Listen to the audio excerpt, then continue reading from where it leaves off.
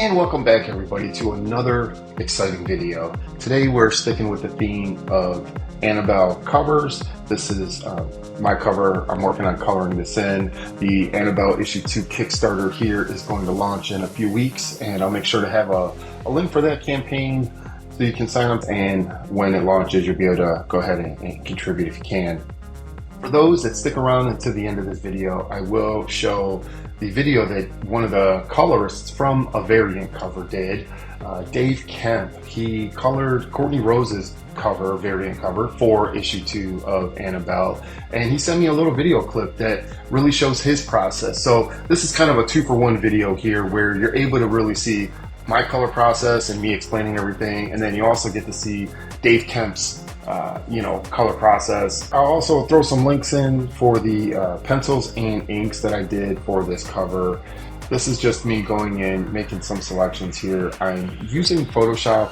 That's my primary go-to coloring program. I played around with a few other ones, but I'm just kind of have this workflow built in Photoshop, so I feel comfortable, and that's really where I get the best workflow going, is in Photoshop. You can see I have a few layers set up. I have a reference image that I did of a prior Annabelle issue 1 cover. So that just kind of gives me a nice little color palette that pops in here a little bit later as I use it to make sure I'm, within the same color palette realm. But here we're just, working on working on some very, very basic shadows and highlights. I like to do this as a first pass. In my other videos, I talk about, penciling or inking. Mainly penciling, I do multiple passes, and some inks, I'll do a couple passes on that as well. Same thing with coloring. I establish a light source. I sit there and say, okay, what is really going on here? And the light source is from the fire, obviously. And you can see on Kerr's face here, I zoom in and I really start to pop some of this light source, which would be the brightest by his mouth, obviously, and then add the shadows on the other side of the light. Light hits one side, shadows hits the other typically. You can have bounce lights that come off of that, which I touch a little bit on in this video, but to be honest, I really just focus on a lot of ambient lighting. I never really find myself coloring, if it's dark outside, under moonlit, where everybody kind of has this bluish tone to the skin tone or the colors in general. I just, over the years, I've really noticed that my style kind of is more ambient lighting. The elements around them, I do some bounce lighting, I'll do some, light sources based on, just general lighting, nothing, too extravagant.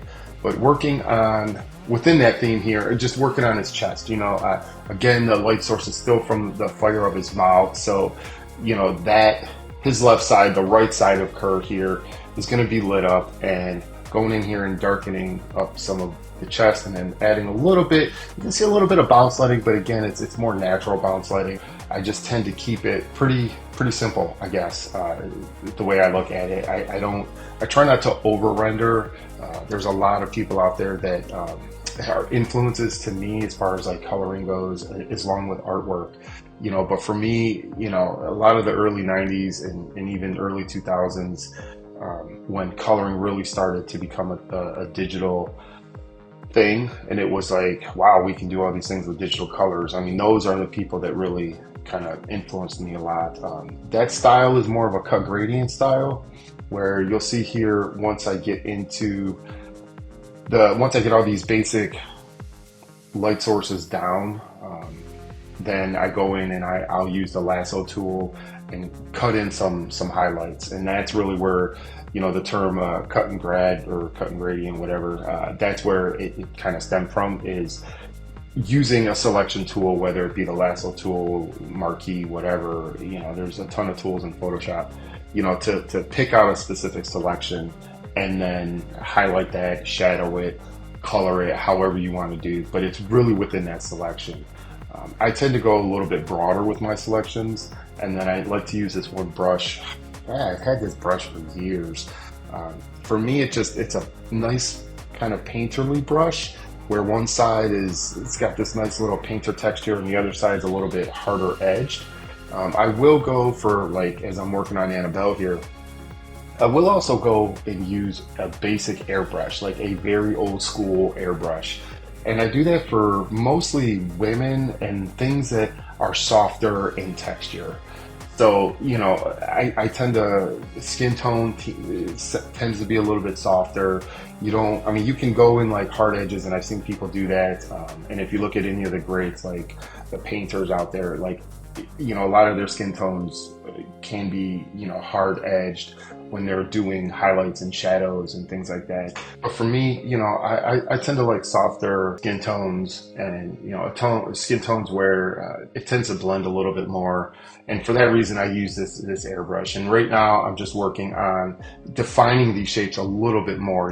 A person's body is filled with like just a bunch of general shapes. It's cylinder, circles, things that are round, nothing is really flat on the human body. Even your six packs, right? Typically your six pack is going to have highlights and shadows within those muscle groups. And that's really what I'm trying to focus on here, is just work on these muscle groups, keep them, again, pretty simple, pretty safe, just with the highlights and shadows. I'm not trying to over render things, working on blending out this little piece of her arm there. And then I go in and re-render that a little bit more.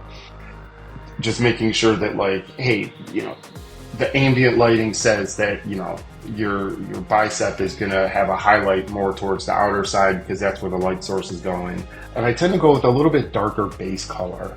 I've seen people really, professional colorists, like, they are obviously more skilled than I, and so they're gonna pick their colors, their highlights and shadows. Now I did go to school for graphic design, and I do have color theory and all that thing, and I've talked about that before in other videos. But for me, I tend to use, Photoshop has this like, setting for brushes. You can do different modes, and I tend to go screen and multiply.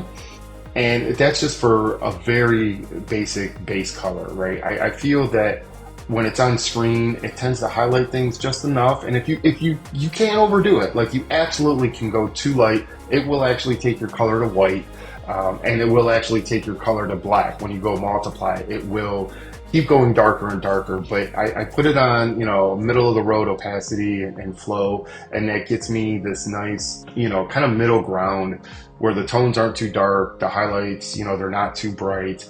And then I can go in and pick those colors, and then I'll end up using those colors when I'm coloring something. So it kind of gives me like a starting point, and then I can tweak it as I need to. And I tend to actually, you see here when I'm working on these teeth, like, I tend to go dark from the start, where, in school, when you're working with traditional colors, whether it be marker, airbrush, paint, or whatever, you're always taught to go from light to dark. For me, I found it a little bit more comfortable for me to go dark to light when I'm coloring stuff. So that's typically when I'm doing digital colors, I usually will go a little bit darker to light, because you're able to do that, honestly. And it just visually, for me, it makes more sense. My brain's a little backwards that way, I guess. But, working on these skulls down here, just really, again, starting with the darks, going in and tweaking all the lights. And this is really the process that I take for pretty much everything on coloring.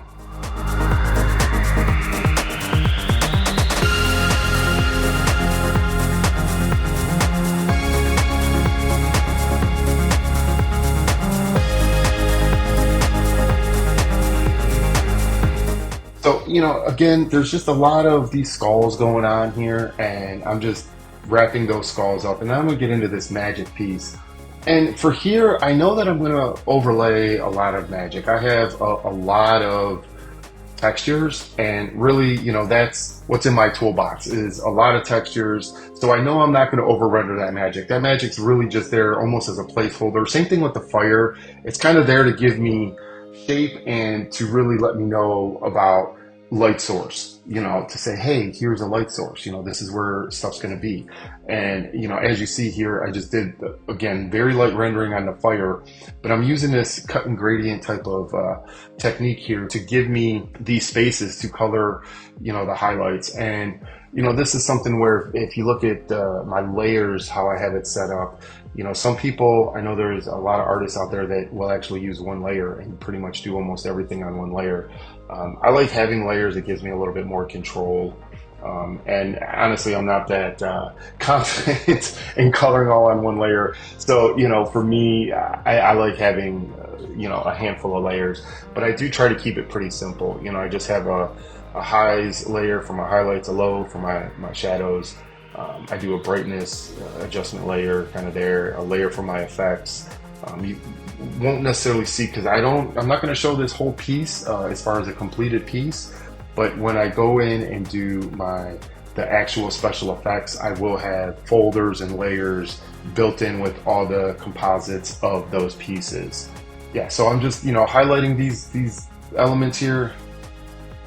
So this is actually what it is now, and then this is what it turned into as the final piece, and then this is actually what the cover looks like when it's all said and done. So without further ado, here is Dave Kemp's version of Courtney Rose's cover, and this just shows his process a little bit. Now, I really can't comment, I mean, on how he does things, but this is a very, very cool video that gives you, again, you know, he works the shadows, highlights, all these elements, you know, as well. And it turned out to be a fantastic cover. Really looking forward to this campaign. And then this is what the actual final cover turned into.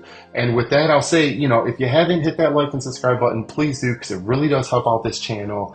And stay tuned for more videos, and stay tuned for the Annabelle Kickstarter issue 2 launching in a couple weeks.